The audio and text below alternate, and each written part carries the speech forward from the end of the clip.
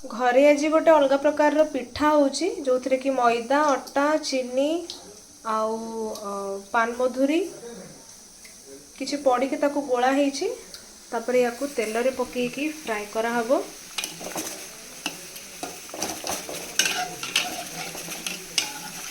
आउ से बैटर रे कदली भी मिक्स ହେଇଛି कदली पड़ी की पिठाटा हुए।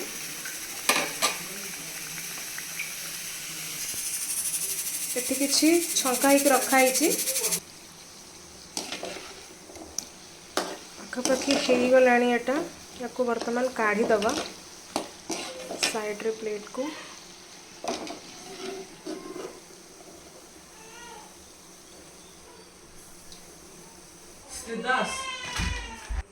तापरे बैटर रो हमें गोटे गोटे नहीं कि एई भली भाबरे तेल रे पकाइबा।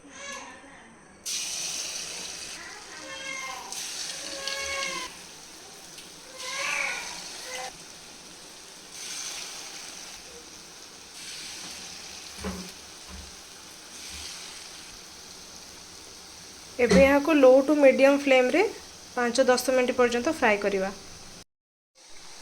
एबे यार गोटे पट फ्राए हो गलानी आर पट को बुलेई दबा टर्न कर दबा ताको गोल्डन ब्राउन कलर हो गला परे हमें आ गोटे पट को बुलेई दबा।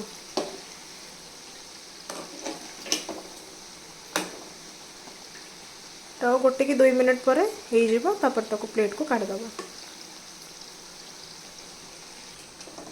यहाँ पूरा पूरी भाव में हो गलानी या को हमें प्लेट को काढ़ी नबा।